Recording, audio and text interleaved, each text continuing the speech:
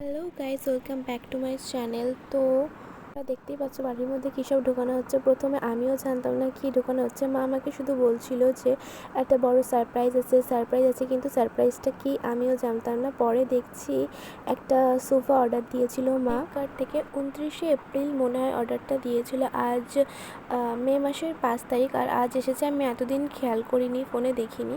তো আজকে এখানে আসলে আমি অবাক হয়ে গেলাম। দেখো, আর এরা বলছিল যে ওটাকে খুলতে বারণ করছিল, ওরা চলে যাবে, তারপরে খুলতে বলছিল। তখন খটকা লাগলো কিছু, যে কেন এরকম বলছে কেন।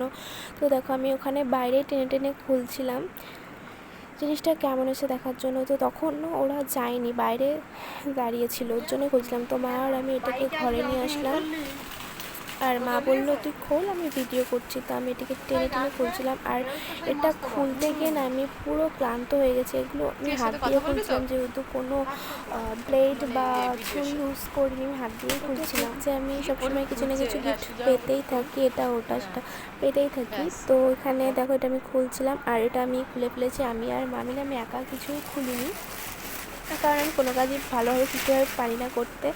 আমার কারোর না কারোর হেল্প লাগেই। তো এখানে আমার এত কষ্ট হয়ে গেছে, দেখো আমি ওর উপরে শুয়ে পড়েছি, এত ক্লান্ত হয়ে গেছি। ওটা খুলে এখানে আমার দেখার মতো অবস্থা ছিল। ওটাকে আমি পুরো সেটই করিনি। তো এখন আমি ক্লান্ত হয়ে গেছি, আমি শুয়ে পড়েছি। তো উঠলাম, এবার ভালো করে সেট টেট করবো ওটা। তো সেট করা হয়ে গেছে। আমার তো খুবই সুন্দর লেগেছে আমার গিফটটা। তো